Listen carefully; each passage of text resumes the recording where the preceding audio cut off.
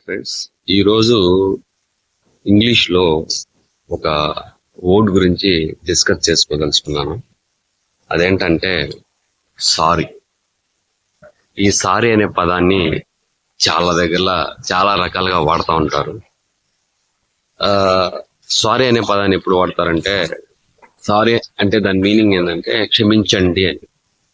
దాని మీనింగ్ ఇంటర్నల్గా ఒకటి ఉంది. అదేంటంటే మనం తప్పు చేసినట్టు ఒప్పుకొని వాళ్ళ దగ్గర ఆ తప్పుకి క్షమాపణ కోరుకోవడాన్ని మనం సారీ అని చెప్తాం.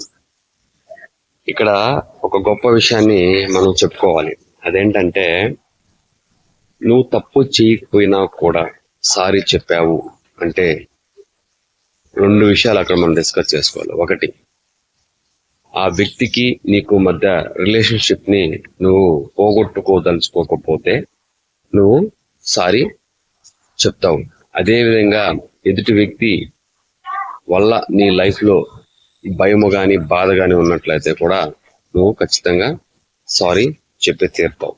అంటే తప్పని పరిస్థితుల్లో, అంటే మ్యాక్సిమం కూడా పాజిటివ్ నెగిటివ్ అని చెప్పుకోవాలి. అక్కడ పాజిటివ్ సిచ్యువేషన్లో ఆ రిలేషన్షిప్ని నువ్వు కోల్పోకూడదు అంటే ఖచ్చితంగా సారీ చెప్పి తెలాలి. అంటే నువ్వు కరెక్ట్ అయినా కూడా బాగుంటుంది, నువ్వు రైట్ అయినా కూడా సారీ చెప్పడం అనేది గొప్ప విషయం. అంటే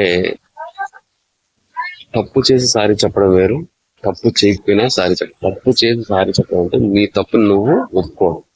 తప్పు చేయకపోయినా సారీ చెప్పడం అంటే ఆ వ్యక్తికి నువ్వు ఇచ్చే విలువ, రిలేషన్షిప్ కి నువ్వు ఇచ్చే విలువ అని మీనింగ్.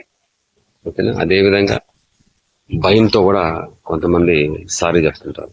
కాబట్టి భయం వల్ల కావచ్చు, లేదంటే నువ్వు ఇచ్చే విలువ వల్ల కావచ్చు, సారీ అనేది చాలా విషయాల్లో మ్యాండేటరీ. కాబట్టి ఎప్పుడైనా కూడా మన రిలేషన్షిప్ మనం కాపాడుకోవాలంటే మనం తప్పు చేయకపోయినా కూడా మనం సారీ చెప్పినట్లయితే అది చాలా గొప్ప విషయం. థ్యాంక్ యూ అండి. Thank you very much.